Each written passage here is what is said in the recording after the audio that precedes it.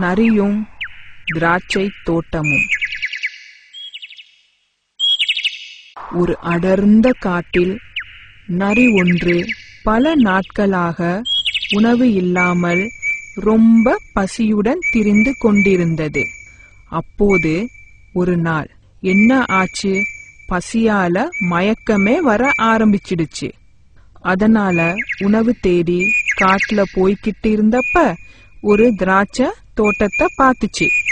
அந்த திராட்சைகளை பார்த்ததும் அந்த ருசியை நினைத்து வாயில் நரிக்கு நீர் வடியவே ஆரம்பிச்சிடுச்சு.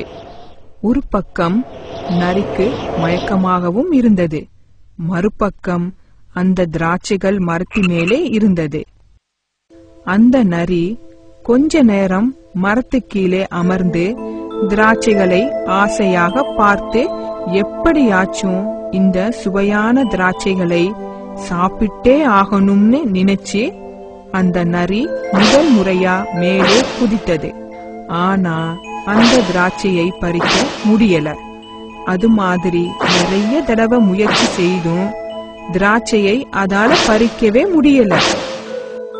அப்ப அந்த நரி நினைச்சதான், நான் தோக்கல, அந்த திராட்சைகள் சுவையாக இருக்கும் என நினைச்சேன்.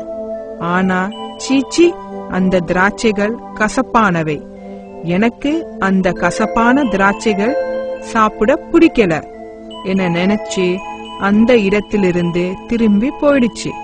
இந்த கதையில் இருந்து என்ன தெரிஞ்சுக்கிட்டோம்னா, மனிதர்கள் தாங்கள் ஆசைப்பட்ட பொருள்கள் கிடைக்கவில்லை என்றால் அதனை தோல்வி என நினைக்காமல் அந்த பொருள்களை வெறுப்பார்கள்.